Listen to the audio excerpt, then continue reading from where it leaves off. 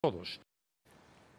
La Comisión Europea es como el Soviet supremo y los españoles hemos sustituido el deseo de comernos el mundo por unos supuestos derechos adquiridos que esperamos que nos mantengan. La cultura de la subvención, perder la libertad a cambio de una supuesta seguridad. ¿Cuándo decidimos que es una buena idea entregar a otros nuestras decisiones, nuestro futuro, el de nuestros hijos? ¿Cómo llegaron a convencernos de que nosotros éramos incapaces? Nuestro invitado dice cosas tan políticamente incorrectas en los tiempos que corren como esas. Es economista, es gestor de fondos, es uno de los analistas financieros españoles más influyentes, autor de Nosotros los mercados y ahora de este libro en el que dice todo eso y más. Viaje a la libertad económica. Daniel Lacalle, buenas noches. Muy buenas noches. Un libro valiente, realmente valiente. Muchas gracias. La Comisión Europea es como el Soviet supremo. ¿De verdad estamos en un sistema comunista y no nos hemos enterado? Y lo dices tú, que has estado en China, que has estado en la Alemania del Este, que conoces bien esos sistemas. Estamos acercándonos demasiado peligrosamente a un sistema extremadamente orientado por una élite que no está elegida, que se mueve en puestos entre ellos y que toma decisiones unificadas para todos los países sin tener en cuenta los niveles de idiosincrasia. Es muy similar a lo que hacía el Politburó con lo que ahora son países ex Unión Soviética como Azerbaiyán o Kazajstán. Pues aquello cayó como un castillo de naipes con ciudadanos cada vez más pobres. Claro. Y con menos libertades. Es que ¿Ese es el riesgo? El gran riesgo de la Unión Europea, no de la Unión Europea como la idea que era de comercio, unión,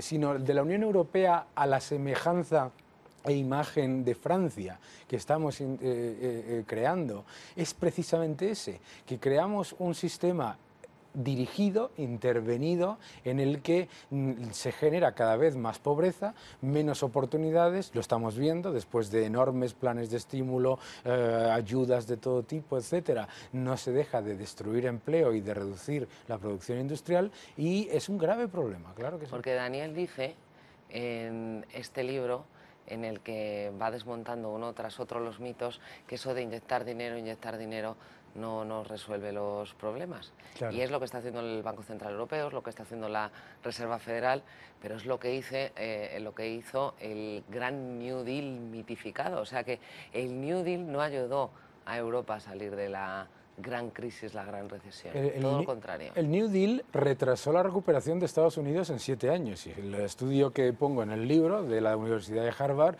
lo demuestra, porque al introducir medidas proteccionistas e intervencionistas, lo que hizo fue que se retrasase hasta que llegó la Segunda Guerra Mundial y, por supuesto, se puso a trabajar al 20% de la población en llevar a cabo la guerra, y espero que no lleguemos a esa situación, pues que no se generase actividad económica porque estaba tan intervenida la situación que no se movía la inversión productiva, ¿no? Espero que no lleguemos a esa situación.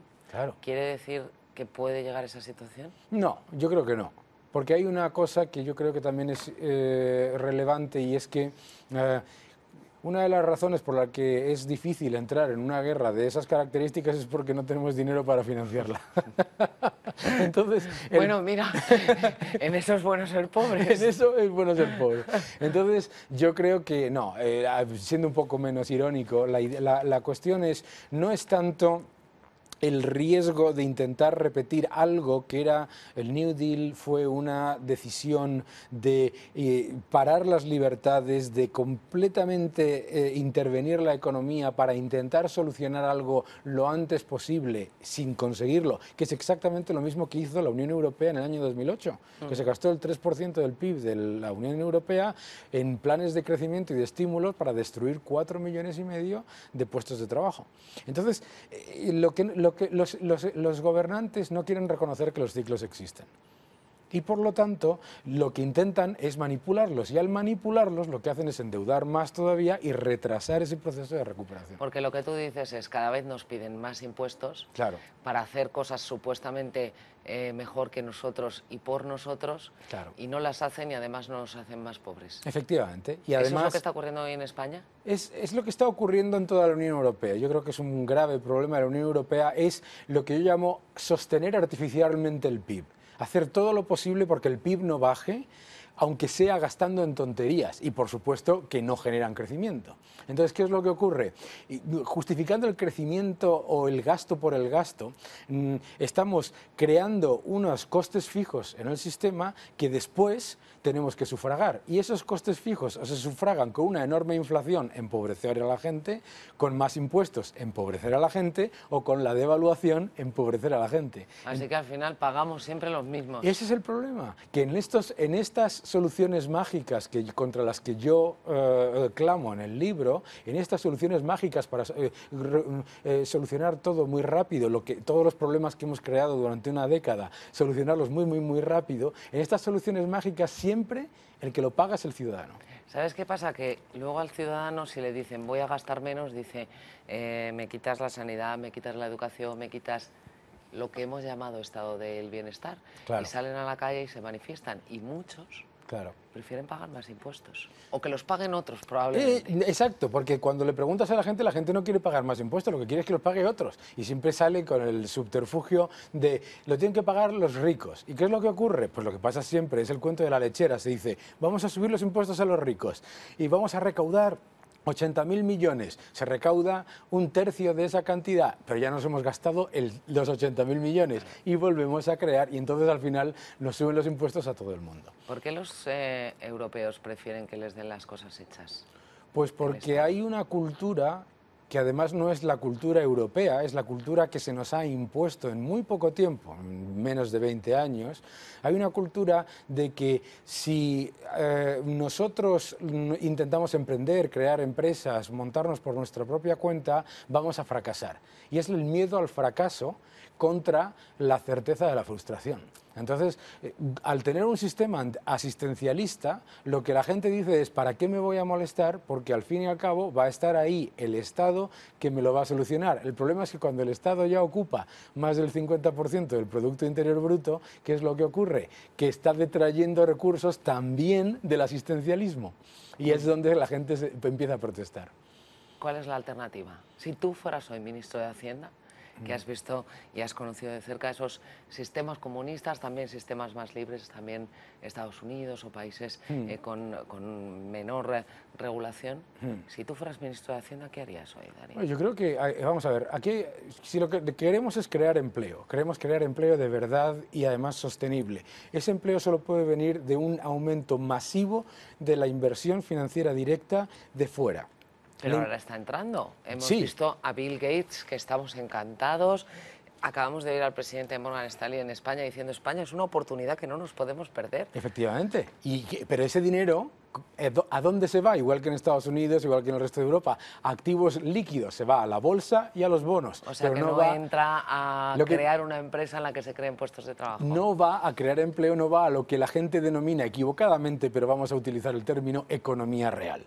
Para que el dinero vaya a la economía real, lo que tiene que haber es una situación en la que se ponga la alfombra roja a la inversión financiera directa. Y la alfombra roja significa no poner escollos burocráticos constantes, región tras región, país tras país, etcétera, no poner impuesto tras impuesto tras impuesto tras impuesto, sino primero atraer el capital, que se cree ese empleo, que las facilidades para crear nuevas empresas aumenten y además de una manera pero inequívoca, y entonces empezaremos a recaudar. Y entonces empezaremos a pasar del círculo vicioso de ay, es que nos gastamos mucho en subsidio de desempleo a recibir ingresos fiscales por creación de empleo.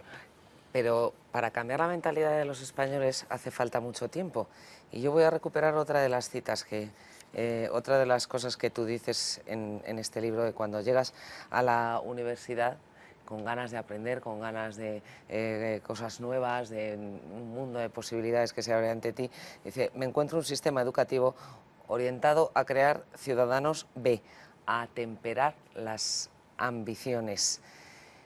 el Estado gasta para permitir que usted ahorre. Con suerte, nuestro futuro estaba en ser funcionario. Son programas casi soviéticos. Se puede combinar exigencia máxima, conocimiento valioso y práctica, pero no se combina en España. Claro, si yo he estudiado empresariales en una universidad pública.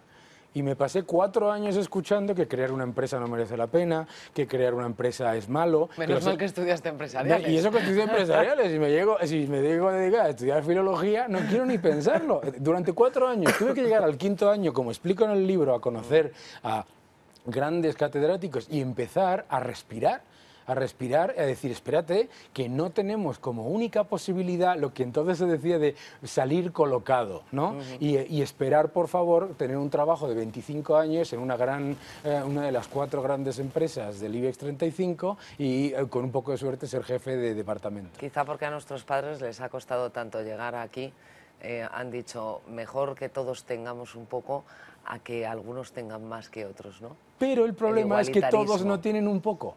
Es que todos no tienen un poco. Y ese es el problema de los sistemas que buscan esa igualdad, porque es la igualdad hacia la baja. Y hay un capítulo del libro en el que yo digo, no es una cuestión de igualdad, es una cuestión de prosperidad. No ha habido mayor reducción del índice de Gini, que es lo que mide la diferencia entre los que más ganan y los que menos ganan, menor diferencia que en la época que nosotros ahora denostamos como del liberalismo, 1987 y 1999. Y en los países de la Unión Europea, de la OCDE, donde más prosperidad se ha creado para las clases medias y para las clases bajas, ha sido precisamente en esa época. Y eso es lo que tenemos que entender, que la prosperidad no ha llegado de poner todo el mundo bajo el mínimo común denominador de 400 euros, sino poner el máximo número de gente a llegar a ese sueño de ser libre económicamente, ¿no? Lo que pasa es que si destacas te dan un capón.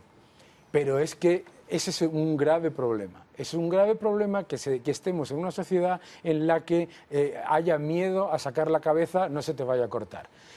Y a decir cosas que sean políticamente incorrectas, no se vaya a molestar no ay, que fíjate, que me dice que no debería decirlo aquello. No, señores, aquí lo que hay que hacer es volver a lo que éramos. Porque todo esto son 10 años, han sido 10 años de desastre intervencionista, en particular en la Unión Europea. Esto no es la historia de Europa ni la de España. España no ha sido jamás un país de aspirantes a funcionario o dueño de kiosquillo, como decía Paco Umbral. No, España ha sido siempre un país de emprendedores, de inmigrantes, de gente que salía y se rompía la cabeza y traía riqueza al país, y traía cultura, y eso es lo que éramos, lo que siempre hemos sido y lo que tenemos que volver a ser. Pues nada, atrévanse, señores, si necesitan argumentos o ideas, las van a encontrar en este libro, Viaje a la libertad económica, un libro fantástico. Muchísimas gracias. Muchas felicidades. Muchísimas gracias. Gracias, buenas noches. Muchísimas gracias. Como en Europa, en Wall Street se toman